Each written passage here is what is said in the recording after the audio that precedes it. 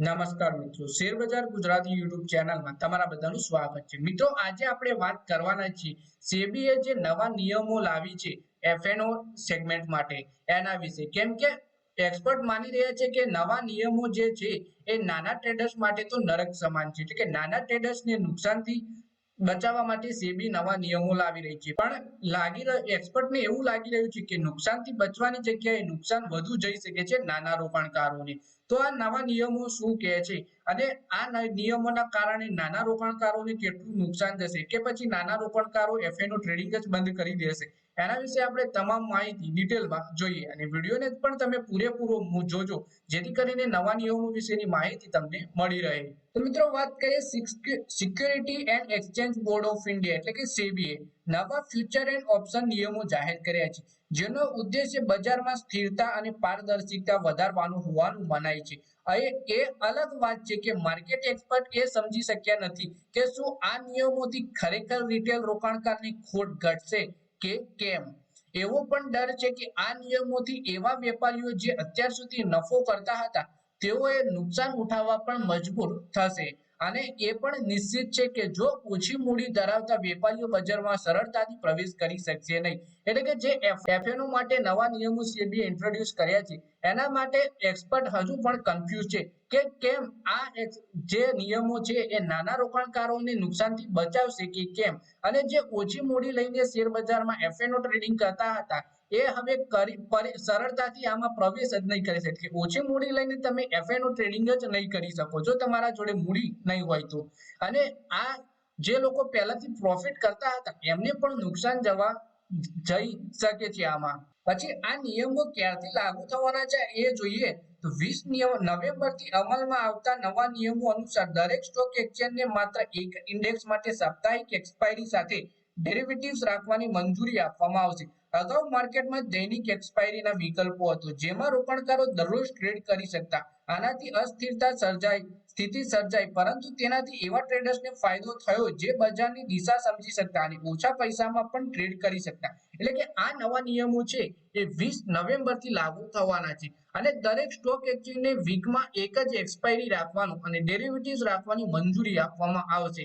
અને આના પહેલાની વાત કરીએ તો ડેઈલી આપણને એક એક્સપાયરી માર્કેટમાં જોવા મળતી હતી, જેનાથી રોકાણકારો દરરોજ ટ્રેડ કરી અને પૈસા કમાઈ શકતા હતા અને નાના રોકાણકારો પણ આમાં ઓછી મૂડીમાંથી પણ સારી એવી ઇન્કમ કરી શકતા હતા। અને જે લોકો બજારની દિશાને સમજતા હતા એ તો ચોક્કસપણે આમાંથી ઓછા પૈસામાં પણ નફો કરી શકતા હતા।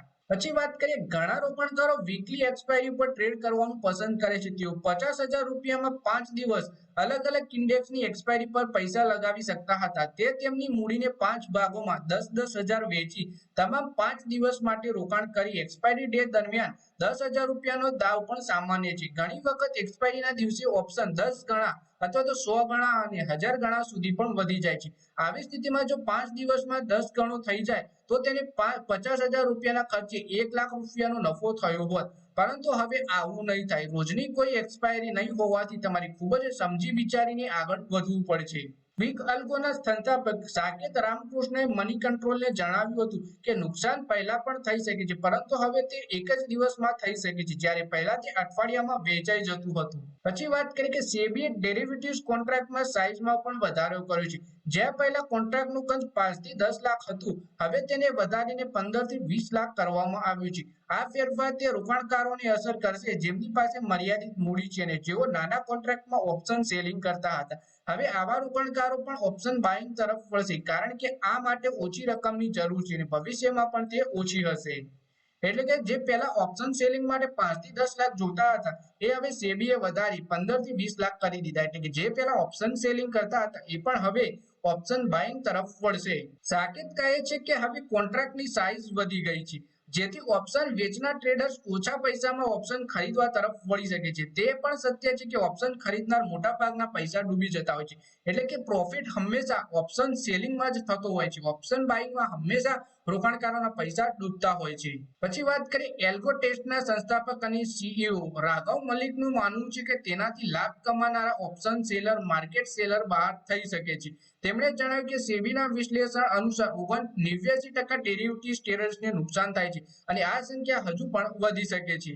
પછી વાત કરીએ કે રિટેલ ટ્રેડર્સને આમાં કેટલું રિસ્ક થશે, તો સેબીનું કહેવું છે કે આ નિયમો હેતુ રોકાણકારોની સુરક્ષા કરવાનો છે, પરંતુ નિષ્ણાતો માને છે કે આનાથી રિટેલ ટ્રેડર્સ માટે જોખમો વધી શકે છે, ખાસ કરીને એવા ટ્રેડર્સ માટે કે જેમની પાસે મર્યાદિત મૂડી છે અને તેઓ વધારે જોખમ લઈ શકતા નથી. આ સાથે જ વ્હાઇટ સ્પેસ આલ્ફાના સીઈઓ અને ફંડ મેનેજર પુનીત શર્મા કહે છે કે નવા નિયમો ટ્રેડિંગ સ્ટ્રેટેજીની ફ્લેક્સિબિલિટી ઘટાડી શકે છે અને રોકાણકારો તેમની જોખમની ભૂખને સમજવાની ઓછી તકો પણ મળશે. એટલે કે રિટેલ ટ્રેડરને લોસ વધારે જશે અને રિસ્ક પણ વધારે રહેવાનું. તેમણે જણાવ્યું કે સેબીએ માર્કેટમાં સલામતીના નિયમો લાગુ કર્યા છે, પરંતુ આનાથી એવા રોકાણકારોની ભાગીદારી પણ ઘટી શકે છે જેઓ બજારમાં લિક્વિડિટી સર્જવામાં યોગદાન આપતા. એવું પણ જોવા મળ્યું છે કે બ્રોકરની આવક મોટાભાગે ડેરિવેટિવ્સમાંથી આવે છે, તેઓએ હવે આ નિયમોને કારણે નુકસાન થઈ શકે છે.